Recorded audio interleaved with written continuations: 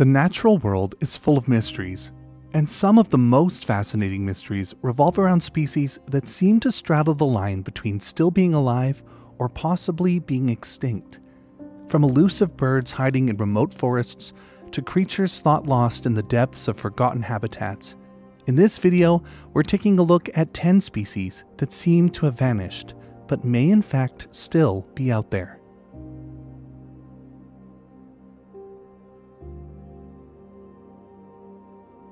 In southern Africa lives a species of snake that looks a lot like a cobra, but actually isn't. Rinkhals have the ability to spread a hood open when threatened, just like a cobra, but while cobras lay eggs, Rinkhals give birth to live young. The species is venomous and found in the grasslands of South Africa, Lesotho, Eswatini, and once was known to spread up into Zimbabwe and Mozambique. The population on the Zimbabwe-Mozambique border was isolated from the rest of the Rinkhals, and it occupied a small area of highlands known for having high rates of endemism. In 2023, some herpetologists were examining specimens of the Rinkhals that had been collected from Zimbabwe in the 1980s, and they noticed that their scales were quite different from the southern population, having fewer scale rows and fewer total scales on almost every part of their bodies. Genetic testing was done, and it was determined that the Rinkhals from Zimbabwe and Mozambique actually represented a separate species. It was named the Nyanga Rinkhals after the region in which they're found. Sadly, no living specimen has been recorded in Zimbabwe or Mozambique since the 1980s, and it's assumed that the species may have already gone extinct. The habitat where the Nyanga Rinkhals was known to occur has been heavily altered over the last 40 years, but there is a chance they may remain there. The herpetologists that describe the species are urging for surveys to be done to determine if the species does in fact persist. This is important to determine so that appropriate measures can be taken to protect any remaining habitat that continues to support this unique species of African snake.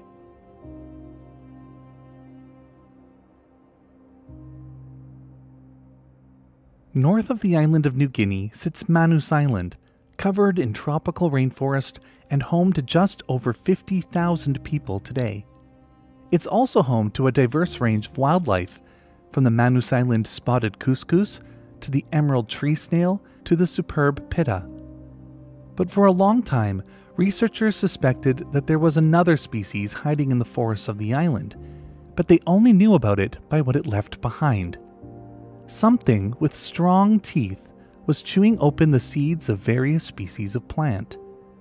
Biologist Tim Flannery spent the better part of 30 years searching for the animal that was eating the seeds, which he suspected was a large endemic species of rat. And in 2002, he finally found it. The rat was huge, being among the largest rat species in the Melanesian archipelago. It weighed nearly half a kilogram, making it 2 to 3 times the size of a standard black rat. It was covered in short, coarse gray fur, had a short tail, and of course had large incisors for opening seeds and nuts. Over the next 10 years, only 2 more specimens were found, and in 2016, the species was formally described. Given the common name of Manus Island spiny rat, the species' scientific name, Rattus detentus, was chosen as a statement of tribute and solidarity with the people who tried to seek asylum in Australia, but ended up illegally detained on Manus Island from 2001 until 2017. The species has only been recorded in 2 small parts of Manus Island, and is so rare that even local experts find it nearly impossible to trap. Since the last specimen was found in 2012, it hasn't been officially recorded again, leading some to fear that it may already be extinct. Much of the island is being deforested for agriculture, and feral cats and rats pose a serious threat to the seemingly rare species. The Manus Island spiny rat is listed as data deficient and possibly extinct, but there is still hope. Some local residents say that they have seen the giant rat on Manus Island, as well as on neighboring Los Negros Island, which has been connected by a bridge. But none of these sightings have been confirmed. So for now, Whether the species has already gone extinct or is still holding on out there remains a mystery.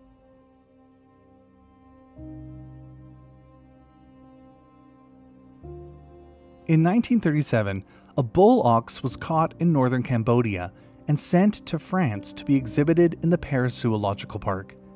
Once in the zoo, naturalists noticed that it was different from other known species of ox from Southeast Asia.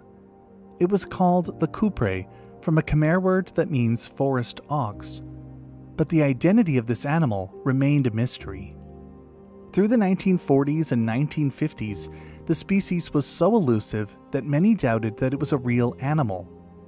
In fact, many believed that the ox in the Paris Zoological Park was more likely a hybrid between a banteng and a cebu. So in 1951, American zoologist Dr. Charles Wharton led a group of 90 men on a 2-month excursion in northern Cambodia. His main objective was to determine whether or not the Kouprey was a real animal that existed in the wild.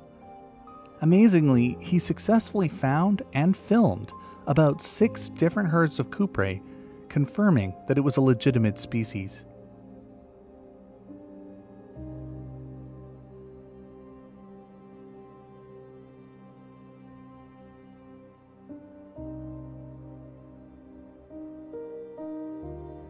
Kouprey are sexually dimorphic, meaning that the males and females look different from each other. While the cows are smaller and covered in a tan-gray fur, the bulls are quite large, standing as much as 1.9 meters tall at the shoulder and covered in dark brown fur. Both males and females have distinctive white markings on the lower half of their legs. In 1964, Wharton decided that something needed to be done to protect the species. So he attempted an ex situ conservation project, capturing 5 animals in an enclosed area with the hope of breeding them in captivity. Sadly, of the 5 animals captured, 2 eventually died, and the other 3 all ended up escaping.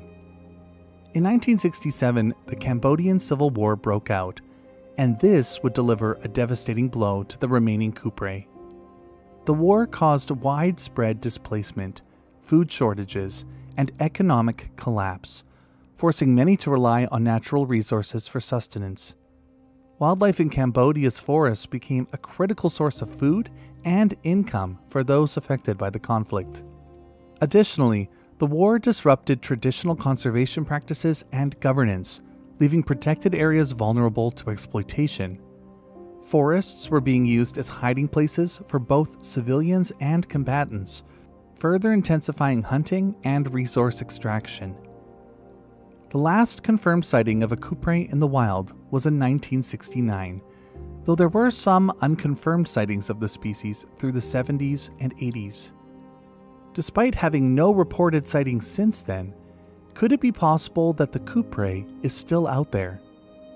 We know that historically the species has survived in low density. The herds are small and prefer to stay in extremely remote areas of forest. So it is possible that some small herds have managed to survive in some of the remaining untouched forests of northern Cambodia and southern Laos, though it doesn't really seem likely.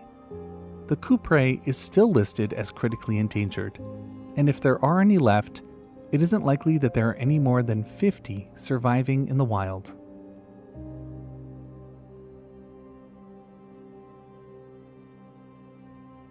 Jamaica was once a thriving island paradise, teeming with unique biodiversity. Before European colonization, it was home to the indigenous Taino people, and alongside them lived an array of endemic species that have since disappeared from the island. In the lush wetland regions of the island, such as the Black River and Westmoreland Morrises, lived the Jamaican giant Galliwasp, a striking endemic lizard that grew up to 30 centimeters in length. It had a glossy, skink-like appearance, powerful jaws, and a long tail. This terrestrial burrowing species thrived in the damp, leafy undergrowth, where its presence contributed to the island's delicate ecological balance. But the arrival of European colonists in the 15th century disrupted this balance irreversibly. Habitat destruction, combined with the introduction of invasive species like the small Indian mongoose, which was originally intended to control rats, accelerated the decline of many native creatures, including the Galliwasp. By the 19th century, this fascinating lizard had become incredibly rare, and since its last sighting in 1840, it has been feared extinct. Yet hope remains that the Galliwasp may still survive, as the recent rediscovery of another endemic lizard has proven that sometimes a species can remain hidden for a long time. In 1948, the island's second largest endemic land animal, the Jamaican iguana, seemingly disappeared. For nearly 50 years, it was feared to have gone extinct, until a local hog hunter named Edwin Duffus stumbled upon an injured male iguana in the Hellshire Hills. Further searches revealed a tiny population of only 50 lizards in the area, and conservation efforts since then have brought the global population up to over 600 animals in the wild, in zoos, and in breeding programs around the world. So it is possible that in the less explored wetlands of Jamaica, where the vegetation is dense and the terrain challenging to survey, a hidden population of this species clings to existence. Only a few conservationists hold onto this optimism, fueled by occasional but unverified reports of sightings from locals in remote regions.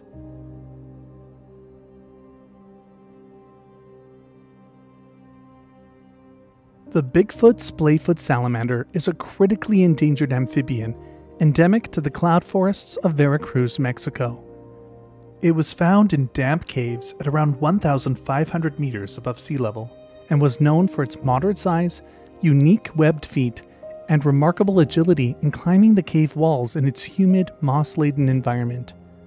Remarkably, the Bigfoot Splayfoot salamander diverged from other amphibians over 100 million years ago during the early Cretaceous period, making it as evolutionarily distinct from other amphibians as humans are from elephants. Despite its long history on Earth, it wasn't scientifically described until the 1960s, and by then it had already been missing for over 20 years. The last sighting of this cave-dwelling salamander had been in 1941, and fears were mounting that it had probably already gone extinct. Habitat destruction has been the primary threat to the species. The forests above the caves where they're found have been heavily logged or cleared for agriculture, causing the caves to dry out. And without the damp caves, the species can't survive. Like others in its family, the Bigfoot Splayfoot salamander breathes through its skin rather than with lungs, making its survival heavily dependent on the humid and pristine microhabitats of this cave environment. For nearly 70 years, the species was missing, but searches for it in the 2000s reignited hope. In 2010, it was announced that the Bigfoot Splayfoot salamander had been rediscovered, nearly 70 years after it was last seen.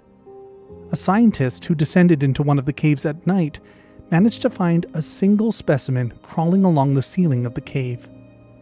The species has no habitat currently under formal protection, and conservation efforts to safeguard the caves and the surrounding forests have been limited. While the salamander is protected by Mexican law under the Special Protection category, enforcement of these protections remains challenging. But their unique habitat does offer some hope.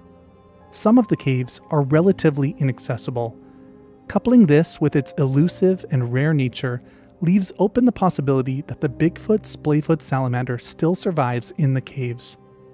Its absence in some surveys may not necessarily signal its extinction, but rather reflect how little we still understand about the species and its environment. Time will tell if this remarkable salamander, one of the most evolutionarily distinct amphibians in the world, will manage to survive or become another tragic loss in the story of Earth's biodiversity.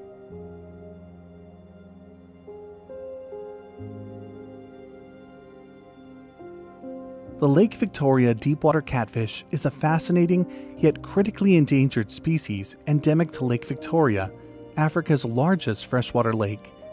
This catfish is small, being only about 20 centimeters in length, and it's the sole member of its genus, making it evolutionarily distinct and a unique part of the lake's ecosystem.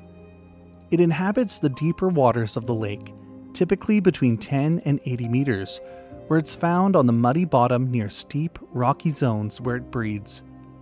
Though once a common feature in the lake, their population has been severely impacted by ecological changes in Lake Victoria, thanks to one fish in particular, the Nile perch.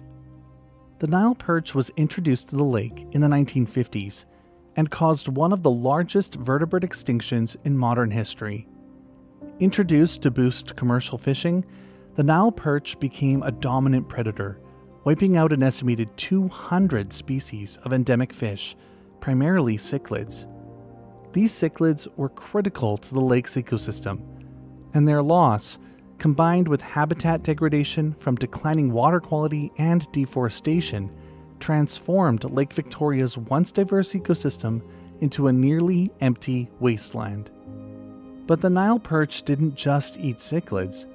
The Lake Victoria Deepwater catfish was also on the menu, and as a result, their population has plummeted and possibly disappeared. Recent surveys have failed to find any surviving deepwater catfish, leading to fears that it may already be extinct.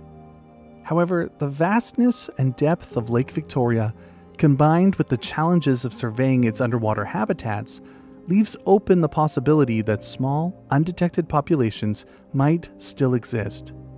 There remains an urgent need for habitat protection and ecological restoration in order to safeguard what remains of Lake Victoria's unique biodiversity.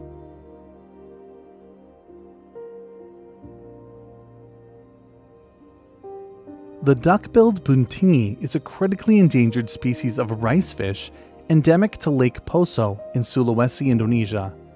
First described in 1913, this species is the sole member of its genus and is distinguished by its peculiar duck-bill upper jaw.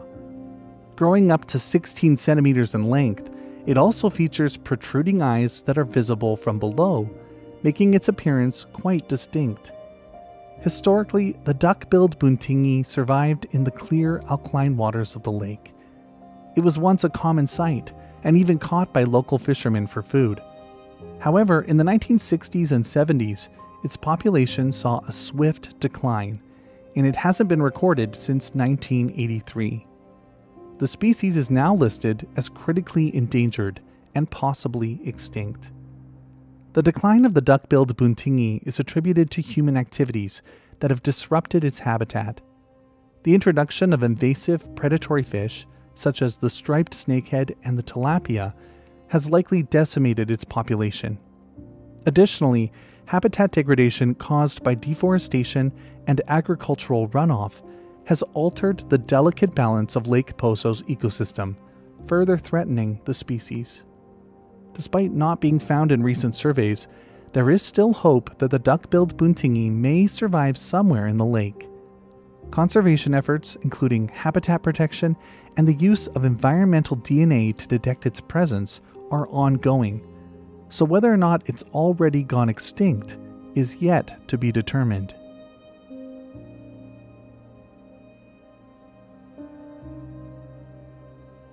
In the 1960s, a new species of bird was described from the Atlantic forest of Brazil. It belonged to the tapaculo family, a group of elusive ground-dwelling birds native to Central and South America. This new species was named Stresemann's Bristlefront. It was a medium-sized bird that measured about 20 centimeters in length, had distinctive bristles on its forehead, and a long tail. Males of the species were slaty gray with a rufous chestnut rump, while females were cinnamon brown with a duskier tail. After their initial discovery, the species was only collected 2 more times. A few photographs and audio recordings of the birds exist, but they too are very rare.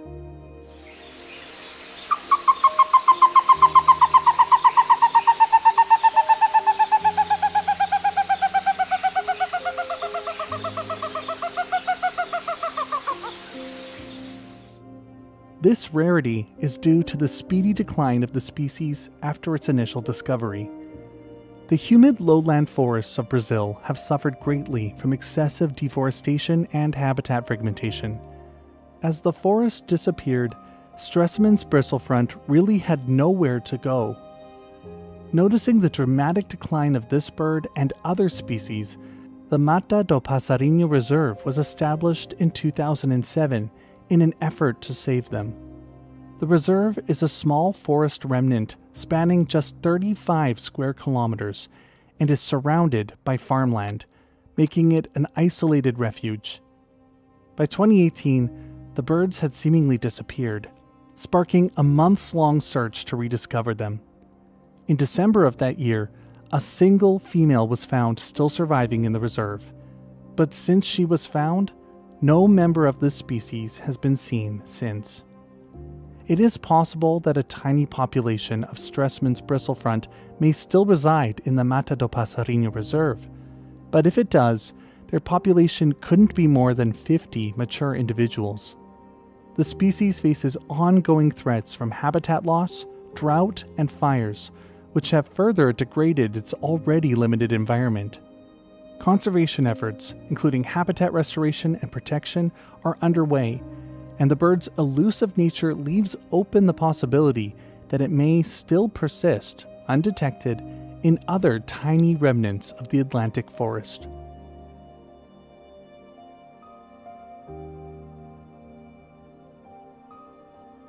Christmas Island, an Australian territory in the Indian Ocean, was once home to a shrew that has now been missing for 40 years. Described in 1889, the Christmas Island shrew was characterized by its pointed muzzle, dark gray to reddish-brown fur, and a tail that's longer than most other shrews in its genus. It primarily fed on small beetles and used holes in rocks and tree roots for shelter. Historically, the Christmas Island shrew inhabited the rainforests on the island's tall plateaus and terraces, thriving in the deep, moist soils of its tropical environment.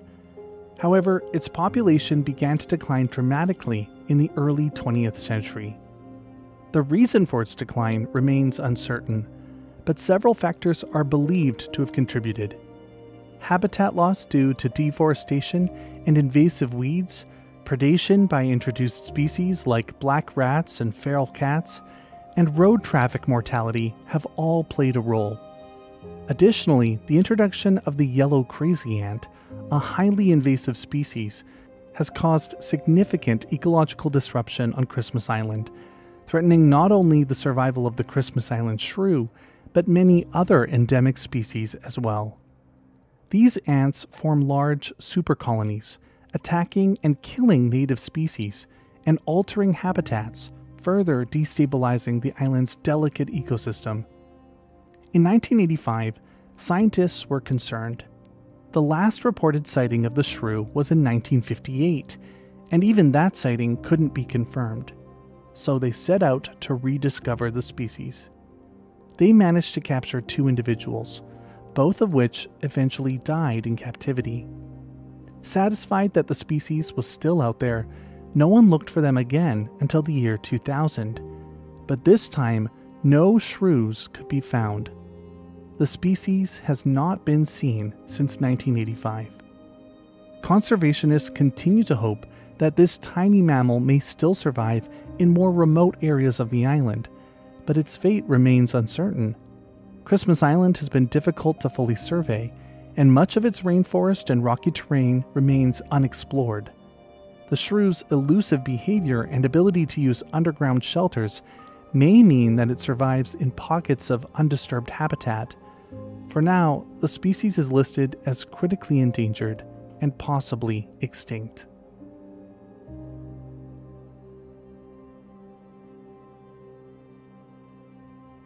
On the island of New Caledonia, located about halfway between Australia and Fiji, once lived a unique species of flightless rail.